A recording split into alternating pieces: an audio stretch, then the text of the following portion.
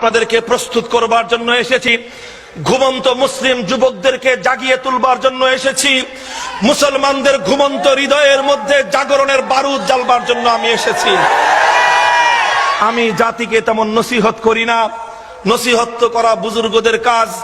জাতিকে খুব উন্নত আমলের কথাও আমি বলি না, আমি নিজেরই আমল খুব ত্রুটিপূর্ণ। আমল তো করবেন ওই সমস্ত ওলামায়ে কেরাম যারা আমলের দিক থেকে অনেক অগ্রগামী। তবে আমি সারা বাংলায় শুধুমাত্র একটি কাজ করতে চাই, মুসলমানদের ঘুমন্ত ইমানটাকে একটু জাগিয়ে তুলতে চাই।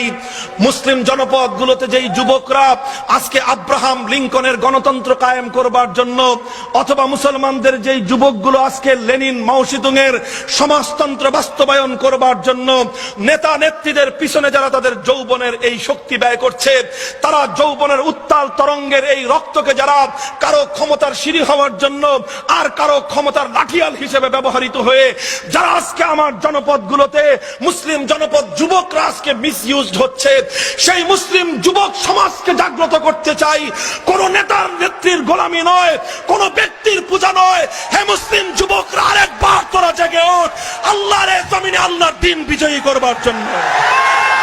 ও মুসলমান, শুনে যাও মুসলমানদের বিজয়ের রহস্য কোথায়, কিভাবে দুনিয়ার দিকে দিকে মুসলমানদের বিজয়ের কেতন উড়িয়েছিল।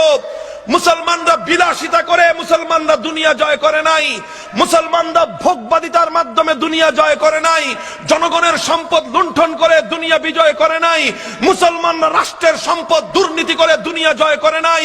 দুনিয়ার মুসলিম শাসকরা জনগণের অধিকার পায়ের নিচে পিষ্ট করে দুনিয়া জয় করে নাই, বরং দুনিয়ার মুসলিম শাসকরা পৃথিবীর প্রতিটি প্রান্তে প্রান্তে মানুষের অধিকার তার ঘরে নিয়ে পৌঁছে দিয়েছিল। এমন একটা ষড়যন্ত্র যেন মুসলমানদের সন্তানরা রাতের শেষ প্রহরে ঘুম থেকে জেগে উঠতে ভুলে যায়। মুসলমানদের ঘরগুলোতে স্টার জলসার সিনেমা, নাট্য নাটক আর সিনেমা এবং অশ্লীল নৃত্য গান বাজনা দিয়ে ভরে দেওয়া হয়েছে, যেন রাত গভীর পর্যন্ত মুসলমানরা তারা ওই সিনেমা নিয়ে, নাটক নিয়ে, টেলিভিশন